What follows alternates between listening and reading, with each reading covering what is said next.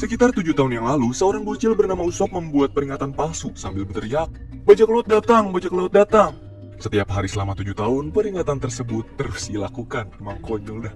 Yang awalnya semua warga percaya, tetapi setelah mengetahui kalau ini semua cuma kebohongan belaka, mereka pun tidak lagi mempercayai Usop. Sedangkan Bagi, dia didatangi oleh seekor manusia ikan yang memaksanya bertemu dengan pemimpin mereka. Dia bernama Arlong, bajak laut manusia ikan bernilai 20 juta beri yang menguasai seluruh wilayah East Blue. Kedatangan Arlong menemui Bagi untuk meminta bayaran atas aksinya yang telah menghancurkan kota di wilayah kekuasaan Arlong. Tetapi Bagi justru beralibi dengan menunjuk kelompok bajak laut Luffy lah sebagai pelakunya. Bagi juga membuat kesepakatan dengan Arlong kalau dia akan membawakan Luffy kepadanya serta peta Grand Line yang berhasil Luffy curi dari pangkalan angkatan laut. Sementara Luffy, ia sedang sibuk membuat lambang bajak laut topi jerami. Zoro dan Nami juga tiba-tiba mendapati kalau kapal kecil mereka saat ini mengalami kebocoran. Dari situ Luffy berinisiatif mencari pulau terdekat deh buat mendapatkan kapal baru. Kebetulan pulau tersebut bernama Gecho. Itu adalah pulau tempat Usopp tinggal. Setibanya di sana, Nami dan Zoro mulai mencari kapal untuk dicuri. Sementara Luffy, dia mendapati sebuah kapal yang membuatnya sangat tertarik. Usopp yang sedang membersihkan pun muncul dari kapal tersebut. Nah, awalnya Luffy mengira kalau dialah pemilik kapal tersebut. Tetapi Usopp berterus terang dan berkata kalau kapal ini adalah milik sahabat baiknya, yaitu seorang gadis konglomerat yang memiliki pelabuhan dan semua kapal di dalamnya.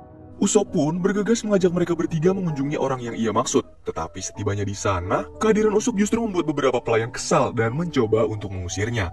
Beruntung si gadis konglomerat yang bernama Kaya ini datang bersama kepala pelayan dan mengundang mereka untuk makan malam bersama. Nah, kepala pelayan yang awalnya tidak setuju pun mengiyakan kemauan Kaya, sebab hari ini bertepatan dengan hari ulang tahunnya. Usut punya usut nih cuy, penyebab Usopp dikeselin sama para pelayan Kaya adalah karena dia sering menyelinap masuk ke rumah untuk menceritakan kisah bohong kepada Kaya tentang petualangannya di lautan. Tetapi maksud dan tujuan Usopp sendiri bercerita bohong seperti itu adalah untuk menghibur Kaya, sebab meski dengan segala kemewahan yang Kaya miliki saat ini, tubuhnya sangatlah rentan terkena penyakit. Bahkan beberapa tahun belakangan ini, Kaya sedang menderita penyakit yang tidak diketahui. Sementara itu, di ruang pakaian, Zoro merasa kalau wajah kepala pelayan tidak asing di matanya. Kayak pernah lihat di mana gitu, lupa gua, kata dia. Padahal nih, kepala pelayan sendiri adalah orang yang sudah mengabdi selama 18 tahun. Dan terus berada di samping Kaya meski kedua orang tua Kaya sudah wafat. Kepala pelayan ini juga tidak lelah merawat dan membuatkan obat herbal demi menyembuhkan penyakit Kaya. Akan tetapi alangkah disayangkan, setelah mengetahui kebenaran bahwa kepala pelayan bersama dua pelayan lainnya berencana akan mengeksekusi Kaya malam ini dengan menaruh racun ke dalam makanannya. Tibalah waktu pesta perayaan ulang tahun Kaya. Usopp dan Luffy menikmati berbagai cemilan yang dihidangkan, sementara Nami sedang merayu Mary, orang yang mengelola keuangan Kaya, juga menjalani bisnis pelabuhan. Zoro sendiri mulai menanyakan langsung rasa kecurigaannya kepada kepala pelayan, namun ia mengelak dan mempersilahkan mereka untuk menikmati hidangan yang ada. Di tengah acara makan, Luffy mencoba buat membujuk Kaya agar ia mau memberikan salah satu kapal miliknya. Luffy berterus terang kalau dia adalah seorang bajak laut yang sudah mengalahkan angkatan laut jahat dan seorang bajak laut badut. Kini Luffy membutuhkan sebuah kapal untuk melanjutkan petualangan menuju Grand Line, menemukan One Piece, dan menjadi Raja Bajak Laut. Mendengar kenyataan tersebut membuat Kaya sangat terkejut. Semua cerita dan impian Luffy terdengar seperti kisah yang sering Usopp ceritakan kepadanya. Akan tetapi kepala pelayan justru menjadi kesal nih melihat sikap arogan Luffy. Kemudian ia pun membawa Kaya pergi untuk beristirahat. Di basement, kepala pelayan mencegah Mary yang ingin membicarakan perihal mengalihkan kepemilikan bisnis perakitan kapal kepada Kaya. Karena sejatinya sedari awal, tujuan kepala pelayan adalah untuk mengambil seluruh harta dan aset bisnis milik Kaya. Sementara di bagian rumah lain, Luffy dan Zoro berencana kembali ke dapur untuk mengambil beberapa botol soju dan makanan. Bersamaan dengan Nami yang sedang mencuri banyak barang dari rumah Kaya. Akan tetapi nih, aksi Nami tidak sengaja membuat ia masuk ke dalam kamar Kaya dan diketahui olehnya. Kaya yang tidak mempermasalahkan hal tersebut justru mengajak Nami melakukan perbincangan ringan. Sementara Zoro dan Luffy setibanya di dapur, mereka bertemu dengan Usopp yang lagi gabut sendirian. Usopp kemudian mulai membahas perkataan Luffy saat di acara makan sebelumnya. Semua perkataan Luffy membuat Usopp rindu dengan ayahnya yang juga seorang bajak laut. dan beliau bernama Yasop. Seketika Luffy terkejut mendengar nama tersebut, karena setelah diingat-ingat, Luffy sadar bahwa Yasop yang dimaksud adalah salah satu kru bajak laut Shanks dengan kemampuan penembak jitu. You know my dad? Yeah, I do. He's the best. That's cool. Di penghujung obrolan, Zoro meminta Usopp untuk membawanya ke ruangan tempat Kaya menyimpan soju. Sementara Luffy, dia menghabiskan semua sop milik Kaya yang sudah dicampur racun. Oh my god. Setibanya di basement, Usopp mendapati tubuh Mary terkapar dengan 5 tusukan di tubuhnya. Melihat bekas luka itu, Zoro baru menyadari kalau identitas kepala pelayan sebenarnya adalah seorang pemimpin bajak laut balaket bernama Kuro. Zoro terkena serangan dari belakang. Beruntung Usopp masih sempat kabur dari sana. Kuro tidak terlalu memperdulikan hal tersebut karena sekeras apapun Usopp berusaha membeberkan kenyataan, semua orang sudah terlanjur mencap dirinya sebagai pembohong. Tidak jauh dari Pulau Gecko, Garp membawa semua kadet dari Shellstone termasuk Koby dan Helmeppo berada di bawah didikannya. Tugas pertama mereka berdua yaitu menjadi kacung di kapal angkatan laut milik Garp. Keahlian dasar perkapalan yang dimiliki Koby membuat Garp semakin tertarik nih mengenal dirinya. Garp pun mengajak Koby bermain permainan catur tradisional Jepang yang bernama Go. Gue sendiri nggak ngerti ya cara mainnya gimana, tapi dari permainan tersebut Garp lalu menyadari kalau Koby memiliki kemampuan lain, yaitu mampu mengatur strategi dan taktik dalam peperangan. Tidak lama setelah itu, Helmeppo datang membawa kabar kalau dia menemukan sebuah kapal yang terombang-ambing dari arah Pulau Gecko, dan di dalam kapal tersebut terdapat bendera bajak laut. Sekarang, Garp ingin melihat sendiri kehebatan Koby dengan memimpin sebuah tim untuk mencari keberadaan bajak laut topi jerami di sana. Why won't anybody believe me? I believe you. Usopp merasa beruntung bertemu dengan angkatan laut yang sedang mencari Luffy. Tetapi saat Usopp berkata jujur bahwa ada bajak laut di desa, Helmeppo justru tidak mempercayai perkataannya. Terlebih lagi bajak laut itu adalah Kuro bajak laut yang pernah dikalahkan Kapten Morgan. Sementara Kuro yang merasa kalau dia berhasil menghabisi nyawa Zoro dan Mary memerintah dua pelayannya untuk membuang jasad mereka ke dalam sumur. Kemudian mereka kembali ke dalam dapur dan tidak menyadari kalau Nami lebih dulu bersembunyi di dalam lemari perabotan. Kuro bersama dua pelayannya hanya mendapati Luffy yang sudah terkapar pingsan sebab menghabiskan sup beracun racikannya. Dari dalam lemari, Nami mendengar semua perkataan mereka kalau Kuro berencana mengambil alih seluruh harta milik Kaya. Dia juga akan melempar tubuh Luffy ke sumur tempat Zoro dan Mary dibuang. Di waktu yang bersamaan, Usopp bersama beberapa angkatan laut bergegas mengunjungi rumah Kaya. Mereka langsung memberitahu maksud dan tujuan datang sebab mendapat laporan dari Usopp kalau kepala pelayan adalah bajak laut. Tetapi kepala pelayan menyangkal itu semua dan mempersilahkan Koby untuk memeriksa bagian tubuhnya. Kemudian untuk semakin meyakinkan angkatan laut, Kuro meminta salah seorang pelayannya untuk mengeluarkan Luffy dan diserahkan kepada mereka. Kuro memanfaatkan Luffy juga menuduhnya sebagai bajak laut yang dimaksud Usopp.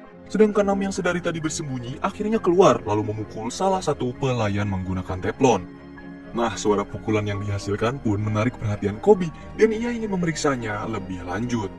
Tetapi lagi-lagi Kuro memaksa Koby maupun angkatan laut agar tidak mengurusi urusannya. Di sisi lain, Zoro masih berupaya buat keluar dari dalam sumur. Upayanya tersebut mengingatkan kenangan masa kecil Zoro yang kala itu ia sedang tanding samurai. Meski sudah berlatih keras, Zoro masih belum mampu mengalahkan Kuina, putri dari gurunya sendiri. Bahkan meski sudah menggunakan dua samurai asli pun, Zoro sama sekali tidak bisa mengimbanginya di pertarungan bebas. Tapi walaupun Kuina menang, dia tetaplah seorang wanita yang sudah dipastikan tidak akan bisa menjadi pendekar pedang hebat. Berbeda dengan Zoro, dia bisa menggapai mimpi tersebut dengan mudah nantinya. Zoro yang tidak terima dengan pernyataan Kuina mengajak ia melakukan sumpah bersama bahwa mereka berdua akan melakukan latihan setiap hari sampai akhirnya salah satu dari mereka menjadi pendekar pedang terhebat. Dan hari itu adalah hari terakhir Zoro bertemu dengan Kuina, sebab di keesokan harinya Kuina mendadak wafat. Zoro bersama semua anak didik buru-buru melakukan pemakaman dan penghormatan terakhir untuk Kuina. Zoro juga tiba-tiba meminta izin untuk membawa pedang milik mendiang Kuina. Alasan Zoro menginginkan pedang tersebut juga membuat guru terkejut, karena dia berkeinginan kuat menjadi pendekar pedang terhebat di seluruh dunia, yang mana pencapaiannya nanti bisa melambung tinggi sampai nirwana agar Kuina bisa mendengar namanya. Di samping itu, Usopp masih berusaha memperingatkan Kaya jika kepala pelayan adalah bajak laut yang telah menghabisi Berry. Tetapi Kaya sama sekali nggak percaya. Ia masih tetap mempercayai kepala pelayan dan justru menganggap kalau Usopp hanya mengada-ada. Meski sudah dianggap sebagai pembohong, Usopp memutuskan kalau dia nggak mau berlari lagi. Dia akan tetap di sini demi melindungi Kaya. 4 jam 12 malam, Kaya yang baru berulang tahun mendapat hadiah dari Kuro berupa rencana pembunuhan. Dia memblokade seluruh rumah dan mengenakan persenjataan yang sudah lama disiapkan. Nami yang berhasil kabur dari dapur mendatangi kamar Kaya, lalu membeberkan semuanya. Mulai dari kepala pelayan yang ternyata adalah bajak laut, sampai teh juga sup yang selama bertahun-tahun ini Kaya makan sudah dicampur racun agar Kaya tidak pernah sembuh dari sakitnya. Oh, Miss Kaya. Beruntung, Kaya masih memiliki jalan rahasia menuju kamar mendiang kedua orang tuanya untuk membuka barikade rumah. Naas keberadaan mereka diketahui oleh Kuro yang mendengar suara batu Kaya dari balik tembok. Kemudian, dia pun tanpa segan mulai melakukan serangan. Setiba di kamar orang tuanya, Kaya segera menaktifkan blokade. Tapi karena sudah lama tidak digunakan, tuasnya tidak bergerak sedikit pun.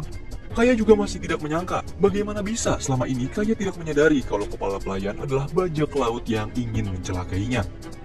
Sementara Luffy yang masih dibopong oleh angkatan laut berhasil sadar.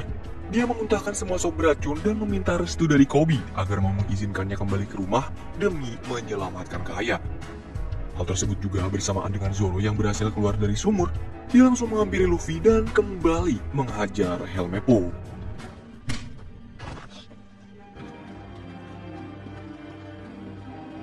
Setibanya di dalam rumah, Luffy dan Zoro memutuskan untuk berpencar mencari keberadaan Kuro, di mana saat ini dia sedang mengacak-ngacak kamar dan menyerang secara membabi buta.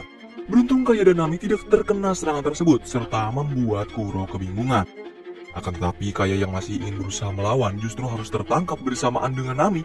Serangan Usopp yang datang secara mendadak pun mudah ditangkap oleh Kuro. Di sisi lain, Zoro bertemu dengan dua pelayan yang sedari tadi sudah menunggunya.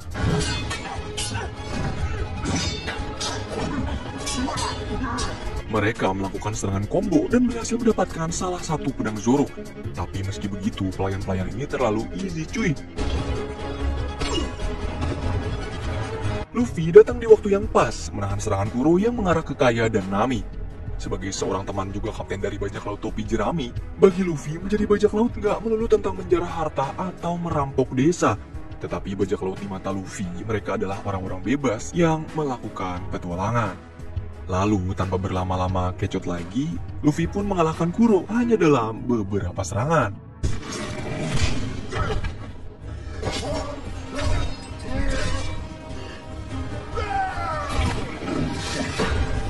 Pertarungan telah berakhir, Luffy berhasil menjungkir balikan Kuro. Sedangkan Zoro berhasil mengikat kedua pelayannya. Sebagai rasa terima kasih, Kaya pun memberikan kapal kepada mereka secara cuma-cuma nih. Dan tidak lupa, Luffy mengajak Usopp untuk bergabung menjadi salah satu kru dari bajak laut topi jerami. Ini merupakan impian Usopp sejak kecil.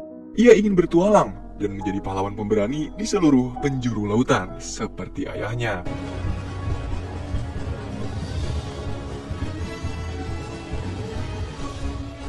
Koby yang merasa gagal menangkap Luffy justru terkejut. Setelah upaya yang ia anggap sia-sia, membuat bajak laut topi jerami menunjukkan kapal mereka ke hadapan angkatan laut. Garp pun segera memerintahkan anggotanya melakukan serangan. Dan setelah Luffy coba buat mencari tahu siapa angkatan laut tersebut, ia melihat sosok Koby didampingi Monkey the Garp yang ternyata adalah kakeknya sendiri.